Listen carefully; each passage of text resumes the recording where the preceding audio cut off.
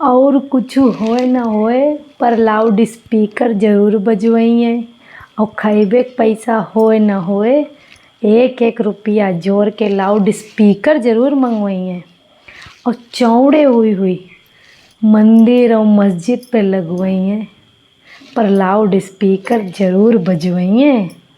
तो भाई ये लाउड स्पीकर को बवाल आजकल बहुत ट्रेंडिंग में है, बहुत जोर पकड़े है। काहे से कबो मंदिर पे लगइये, कबो मस्जिद पे लगइये पर लाउड स्पीकर जरूर बजइये।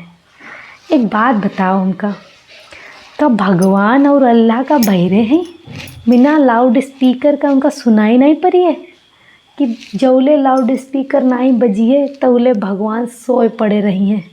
फिर उनके ऊपर भोंपू जब बजिए तब भगवान और अल्लाह उठिए, तब सुनिए कि तुम सब जने काहे उनका पुकार रहे हो। गजब बात है।